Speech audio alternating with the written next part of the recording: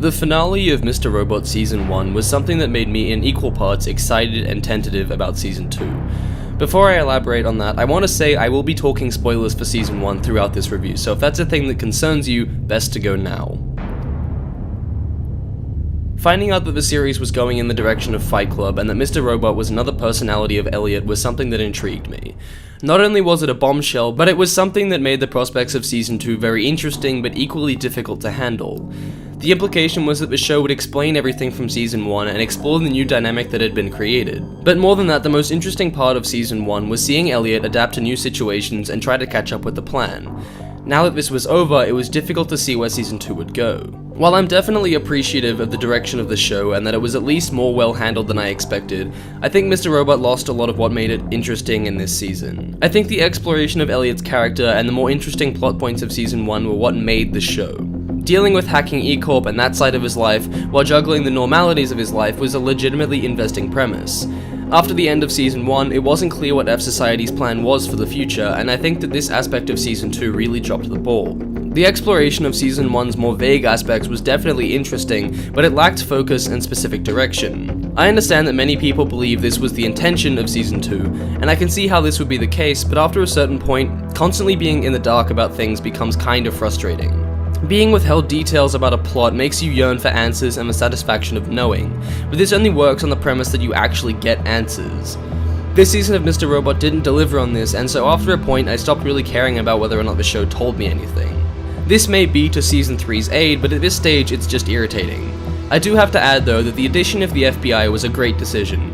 It's also great that they can actually do their job as well. There was a fair amount of tension throughout the season that was derived from the FBI's investigation. And the head of the FBI is an interesting character as well. She was a lot more of a focus this season than I had anticipated, and I liked the way the show handled it. Her and many other characters were seen in new and interesting ways throughout this season, Darlene and Angela especially, and this investigation into the new aspects of their characters was enthralling. They were performed incredibly well as well. What I didn't see from this season, as much as I would have liked however, was more exploration of the dynamic between Mr. Robot and Elliot, as well as Elliot's character.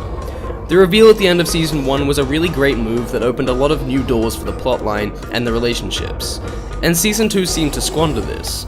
The way Mr. Robot was treating Elliot was as frustrating for me as it was for Elliot. The power struggle seemed never ending, and it became a real issue towards the end of the season, especially in the last episode. On the bright side, Christian Slater and Rami Malek continue to portray their respective characters with absolute expertise, and have in their own ways evolved their acting from Season 1. Something that unfortunately doesn't evolve from Season 1 is the oddly cringy and cliché dialogue. It's no more prevalent than Season 1, but it's no less prevalent either.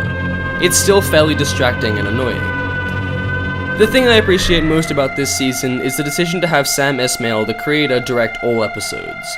The style in Mr. Robot Season 2 was the most consistent I've seen from a TV season, and everything that I loved about the technical aspects of the show continues through Season 2, and evolves in new ways to adapt.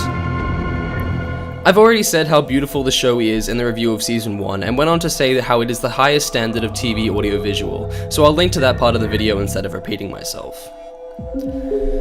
So Season 2 may not be as good as Season 1, but it's still worth the watch regardless of how negative I may have sounded. The season still has its interesting and brilliant moments, they just aren't as prevalent as Season 1, which to be fair is a lot to live up to.